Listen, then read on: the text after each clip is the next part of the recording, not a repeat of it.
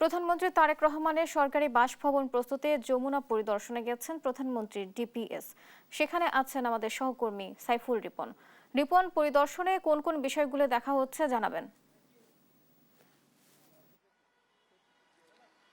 বুবলি, রাষ্ট্রীয় অতিথি ভবন যমুনায় ঈদুল ফিতরের দিন প্রধানমন্ত্রী তারেক রহমান তিনি শুভেচ্ছা বিনিময় করবেন এবং তারই প্রস্তুতির অংশ হিসেবে কিন্তু প্রস্তুতি পরিদর্শনে এসেছিলেন এখানে স্থানীয় সরকার প্রতিমন্ত্রী এবং প্রধানমন্ত্রীর অতিরিক্ত প্রেস সচিব আতিকুর রহমান রুমন, এবং তারা এখানকার প্রস্তুতির পরিস্থিতি, সর্বশেষ পরিস্থিতি পরিদর্শন করার পরে কিন্তু সংবাদ মাধ্যমে ইতিমধ্যে কথা বলেছেন। এবং আমার সাথে এই মুহূর্তে আছেন প্রধানমন্ত্রীর অতিরিক্ত প্রেস সচিব আতিকুর রহমান রুমন। তার কাছে আমরা জানতে চাইব যে আগামী ঈদুল ফিতরের দিন প্রধানমন্ত্রীর কর্মসূচি কি থাকবেন এবং এই রাষ্ট্রীয় অতিথি ভবন যমুনায় তিনি তার কি কি কর্মসূচি রয়েছে।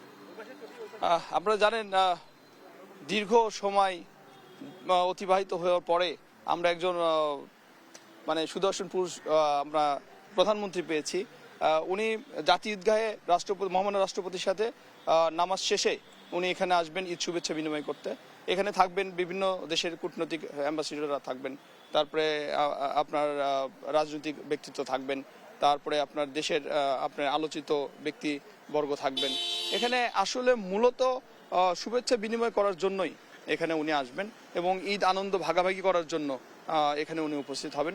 ঈদের দিন সকাল 10টা থেকে উনি একটানা এখানে থাকবেন, তারপর অনুষ্ঠান শেষে উনার নিজ বাসায় ফিরে যাবেন। কত সংখ্যক অতিথি?